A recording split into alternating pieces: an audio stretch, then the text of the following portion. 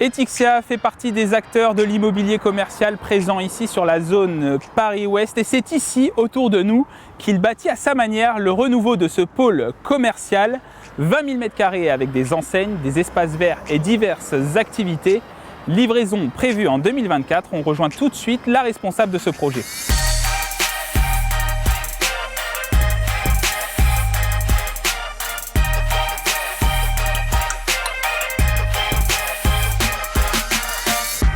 Avec nous, la responsable du projet Etixia sur la zone Paris-Ouest, Géraldine Niolin. Bonjour. Bonjour. Alors, où en est-on dans le projet d'aménagement de cette zone? Alors, sur le projet, donc, on est en phase de finalisation de la première phase de renouvellement urbain. Qui a consisté véritablement à rénover complètement et donc en lecture d'aménagement toute la zone, donc dans cette première étape. Donc vous avez des ouvertures d'enseignes qui sont ouvertes depuis donc septembre jusqu'à à peu près novembre, donc avec un étalement d'ouverture des enseignes. Ce projet-là, donc dans cette phase 1, a consisté véritablement à retravailler toute la lisibilité urbaine, donc la façade commerciale de l'axe principal, avec une meilleure accessibilité notamment et de visibilité au niveau des enseignes pour la partie commerciale. Et c'est en deux phases, finalement il y a ces deux premiers bâtiments, mais il y en a un autre aussi qui va apparaître. Exactement, dans le prolongement, donc une deuxième phase va intervenir, notamment avec des enjeux urbains, de cœur d'îlot végétal, notamment de déambulation, d'hypermobilité, donc une alternative à la voiture. Donc sur cette deuxième étape, avec vraiment un cœur d'îlot et une ambition de parenthèse verte sur ce projet-là.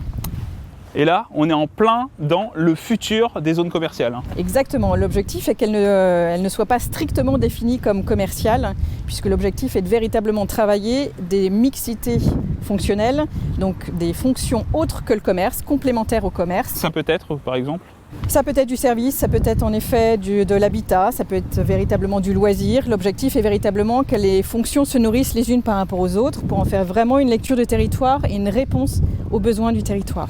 Et au-delà de proposer des nouvelles activités qu'on n'avait pas encore dans les zones commerciales, c'est aussi une offre de commerce qui varie, qui change. Exactement. L'objectif est aussi de créer une vraie singularité et des éléments différenciants donc de zones notamment d'espaces commerciaux.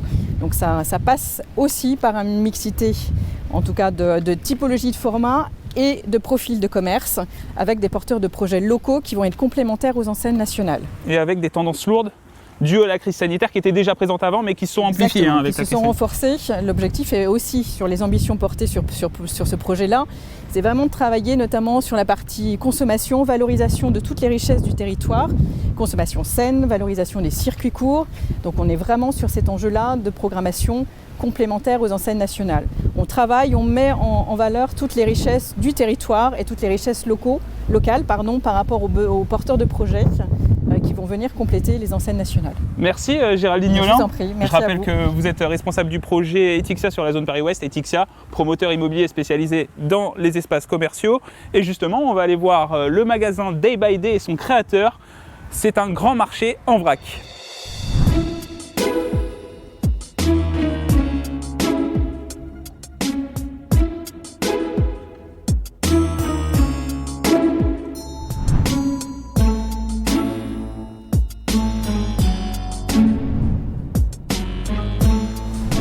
Avec nous, le créateur de Day by Day Morpa, Grand Marché Vrac, Laurent Sec, bonjour. Bonjour.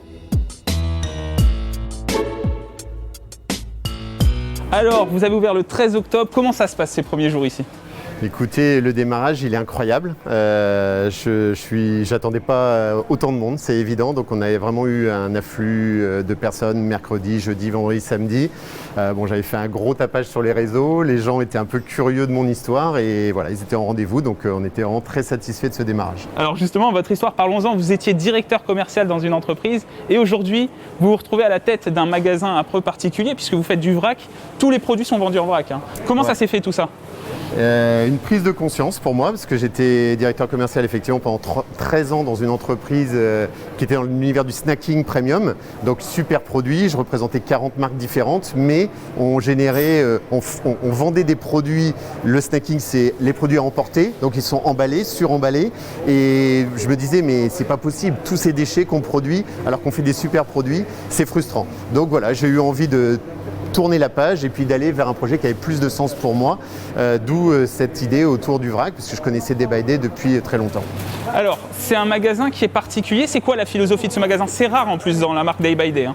Alors effectivement, c'est le deuxième magasin de ce format-là. Hein. Il y a 75 Day by Day en France, mais ce sont des magasins de centre-ville, épicerie, droguerie, hygiène. Les clients ressortaient des Day by Day en disant c'est génial, mais on ne peut pas faire toutes nos courses puisqu'il n'y a pas les produits frais. Donc on a été un peu plus loin et le concept Day by Day Grand Marché Vrac, c'est un Day by Day de centre-ville, mais qu'on installe en périphérie et sur lequel on va rajouter tous les produits frais avec des commerçants engagés locaux qui m'ont rejoint dans le projet pour défendre les mêmes valeurs que celles que je voulais porter avec Day by Day. Alors justement, on est passé, hein, le fromager, le boucher, le maraîcher.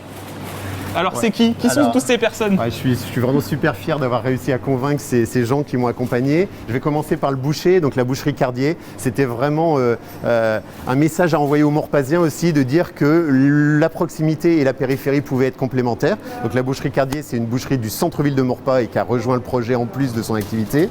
Ensuite, on a derrière vous Ludovic Bizot, meilleur ouvrier de France, qui a une activité à Rambouillet et qui m'a fait l'honneur de me rejoindre dans le projet.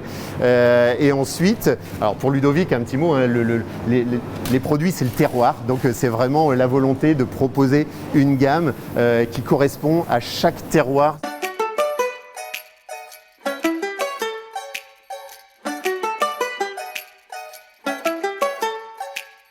Et donc le maraîcher? Alors, et le maraîcher, on va avec cette offre de produits fruits et légumes pouvoir aussi surfer sur le souhait des gens d'avoir aussi des produits locaux, puisque là on a une offre aujourd'hui, hein, l'offre qui est dans le magasin, elle est à plus de 60% d'une provenance de moins de 80 km d'ici. Donc on est sur les produits qui viennent majoritairement des Yvelines, du Val d'Oise, de l'Oise.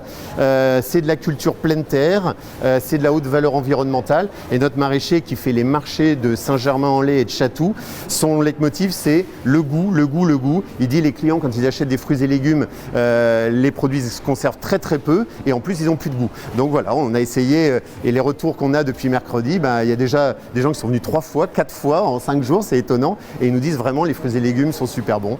Donc voilà, je suis vraiment fier de les avoir tous convaincus de me rejoindre et après, c'est le début, hein, c'est les premiers jours, mais c'est très encourageant et puis on espère que les gens seront satisfaits par cette offre. Merci Laurent Sec. Merci à vous. On vous souhaite bon courage dans cette aventure. Écoutez, du courage il y en a et les gens me donnent énormément d'énergie, donc c'est vraiment chouette. Et je rappelle donc que vous êtes le créateur et dirigeant du Day by Day Maurepas Grand Marché Vrac.